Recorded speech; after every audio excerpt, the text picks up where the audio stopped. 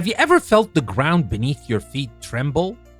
It's a pretty unsettling experience, isn't it? Today we're going to delve into the science behind these powerful natural events. Earthquakes. What causes them? How do we measure them? And why should we care? Imagine the Earth's crust as a giant jigsaw puzzle made up of massive pieces called tectonic plates. These plates are constantly moving, albeit very slowly, sliding past, colliding with, or moving away from each other. Most earthquakes occur at the boundaries of these plates. The movement isn't smooth and continuous. Instead, stress builds up along these fault lines, which are cracks in the Earth's crust where plates meet. When the stress becomes too great, the rocks suddenly slip or fracture, releasing a tremendous amount of energy in the form of seismic waves. These waves travel through the Earth, causing the ground to shake. Think of it like bending a stick. You can bend it a little, and it will spring back. But if you keep bending it, eventually it will snap, releasing energy with a crack. Earthquakes are essentially the Earth's crust snapping under immense pressure. So what are the different types of earthquakes? Well, they can be caused by the movement of tectonic plates, volcanic activity, or even human activities like mining or the filling of large reservoirs, although these are usually smaller in scale. The vast majority of significant earthquakes are caused by plate tectonics. So how do we measure the strength of an earthquake? You've probably heard of the Richter scale. Now, while still sometimes used, the more modern and accurate scale is the moment magnitude scale. This scale measures the total energy released by an earthquake. It's logarithmic, which means that each whole number increase on the scale represents a 10-fold increase in the amplitude of the seismic waves and about a 32-fold increase in the energy released. Now, I know you might be wondering, what does that mean? Well, that means that a magnitude 7 earthquake is significantly more powerful than a magnitude 6. Now, we often hear about the epicenter and the focus of an earthquake. The focus, or hypocenter, is the point beneath the Earth's surface where the earthquake originates.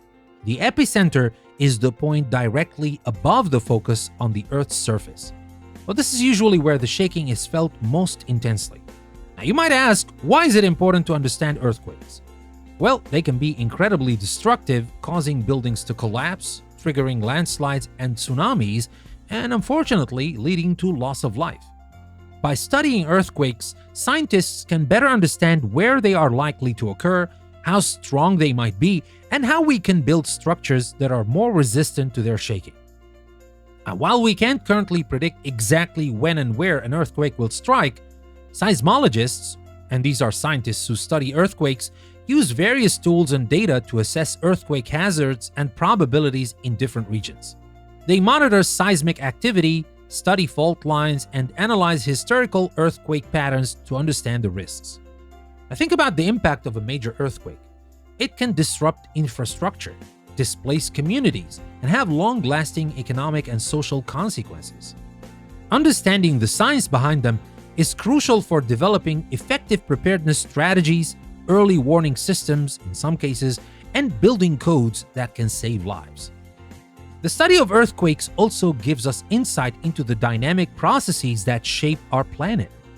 The movement of tectonic plates is responsible not only for earthquakes, but also for the formation of mountains, volcanoes, and ocean basins. It's a constant reminder that the Earth is a living, breathing entity that is constantly changing. So the next time you hear about an earthquake, remember the incredible forces at play beneath the surface of our planet. It's a testament to the power and complexity of the natural world. Now here's a what if for you to ponder.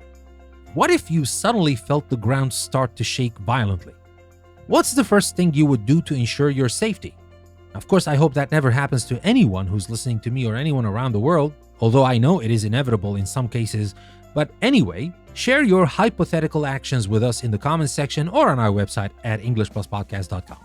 And my friends, if you enjoy these short episodes from English Plus, you will love our longer episodes, audio series, and courses on English Plus Podcast. So to find out our latest content, head over to EnglishPlusPodcast.com, and while at it, consider unlocking access to everything English Plus Podcast has to offer by subscribing on Apple Podcasts or Patreon. You can find the links in the description of the episode. Thank you very much for listening. I will see you again soon with another intriguing short from English Plus Podcast.